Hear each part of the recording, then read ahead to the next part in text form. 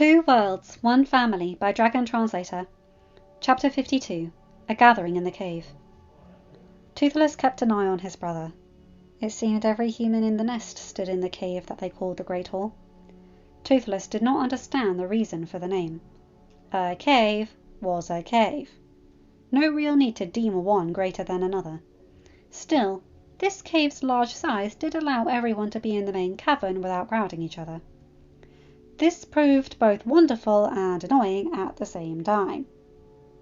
Everyone being in the cave meant the humans would see his brother for the alpha he was, and they could always do with reminders of that. The size also meant that the flameless, scaleless lizard was allowed in. Toothless understood this gathering was to determine the lizard's fate, but that did not mean he enjoyed seeing or hearing the male. Toothless tried hard to keep his eyes from slitting and the growl building in his throat from erupting. The lizard had attempted to kill another nestmate, the mage that allowed his brother to understand and speak with Toothless, no less. The lizard had also wished to plant flowers that would have killed every dragon in the nest and had expressed a belief that Hiccup should have died right after hatching. Had Hiccup been killed that early in his life, he would never have shot Toothless down. He would never have broken the servitude that monster held over Toothless. Toothless would never have flown with a flock that did not have to live in fear of death by both sides of the war. He never would have experienced the bond that held him fast to his brother's side. The elders of Toothless's previous flock used to tell stories of a time when humans and dragons rode the winds as one. No one took those tales seriously. They were always viewed as tales to entertain hatchlings with too much energy and no ability or skill to fly. Now Toothless wondered if those tales held truth, and he knew he would never have had this chance to find out had the flameless lizard's belief been fulfilled. "Mildew," Hiccup began, standing upon the wooden roost Stoic loved to stand on whenever a gathering of humans happened in the cave. It seemed with Stoic out of the nest on his errand, the roost became Hiccup's. Toothless approved. The alpha deserved a roost all could see him on. "You drew a weapon with the intent to kill a fellow member of the tribe," Hiccup finished, standing straight and looking down at the lizard. Toothless purred. He could see the strength of Hiccup's stance and the fire in Hiccup's words. Talking with Astrid had done his brother wonders. Toothless knew it had not fully cured Hiccup, and that his brother still worried something was wrong, but it gave his brother the fortitude he needed. Toothless did vow to speak with Stoic upon the male's return, though. He knew little of humans, and even less about human courtship, but Astrid did not seem to think anything was wrong with Hiccup, and believed Stoic was the reason why Hiccup did. Stoic would fix his mistake. Toothless would see to that. "Lies!" Toothless swallowed his snarl. The lizard's wheezing voice grated upon Toothless's nerves. Hiccup had but to glance at his brother, and there would have been one less human in the nest. They would have to move the two males that stood on either side of the lizard first, though. Toothless did not want to blind them. Hiccup did not look at his brother. Toothless watched as Hiccup's eyes narrowed, and he knew had his brother had teeth like a dragon's, they would have been bared in anger. Elder Girda had said it right. Hiccup's soul was all dragon, and Toothless could not be prouder of his little brother. "Multiple people saw you, Mildew," Hiccup said, "myself included. How can you say these are lies?" Toothless grunted. He knew why his brother did not bring up the fact that there were also dragons who witnessed the event.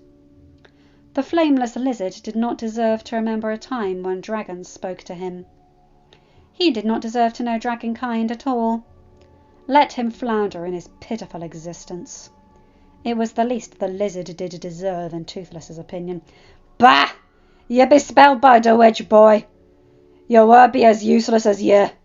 I'm an elder, a warrior. You shouldn't be here." "I am acting chief, Mildew," Hiccup stated. Toothless purred again. His brother was showing his alpha side again. Good. Let the humans see it. Some of those who saw you are members of the council, Hiccup continued. The guilt you bear is not in question. The reason you give as to why will only determine your fate. So why did you pull a weapon with the intent to kill a member of this tribe? No tribe!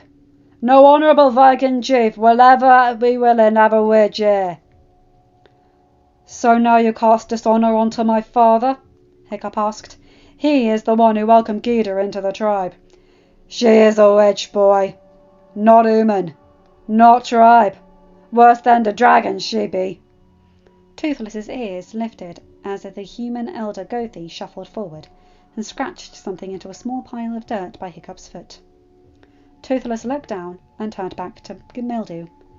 Gyda is not a witch, Hiccup said, and Gothi stated just now that the gods welcomed Gyda into our midst. You would anger them by denying her a place in the tribe, Mildew? You would cast doubt upon the words of the ones gods chose to speak to us?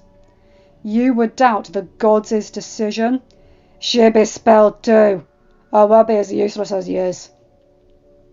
Toothless looked around as the humans in the cave gasped and many hissed. He shared a glance with Sharpshot to his left and Stormfly to his right. Both dragons gave the human shrug Shadowfire had taught all of them. Neither seemed to understand the significance of what had just happened either. Toothless looked back to the humans. They now glared at the flameless lizard. Toothless purred again. Good. They now saw the infection they let fester. It could now be removed, and the humans of the nest could start to mend. Mildew, Hiccup said, and the humans all fell silent. Toothless smiled. They were learning. All listened when the Alpha spoke. You have dishonoured the one the gods chose to speak to us. You have dishonoured my father, the gods' chosen chief. You drew a weapon with the intent to kill another member of the tribe. Items you traded Johann were found to be harmful to other members of our tribe. It is the decision of myself and the council that your actions are against the gods and the tribe. Therefore, you are exiled from Berk and the tribe. You will be placed in a bow and cast to the seas. May the gods grant you the mercy to find Outcast Island. You will find no mercy amongst us anymore. Hiccup's gaze flicked to the two males, and he tipped his head once. Toothless cooed in delight as the males gripped the lizard's bound arms and dragged him out of the cave. Toothless's coo grew as the humans ignored the lizard's screeching, and many spat upon him as he passed them. Hiccup glanced his way, and Toothless made sure to give his brother his special smile. Our Alpha is finding his roar, Stormfly said. Toothless glanced over.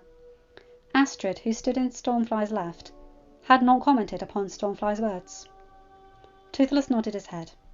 Stormfly had remembered to keep this to the pitch Gyda's magic did not reach, and thus prevented the humans from understanding.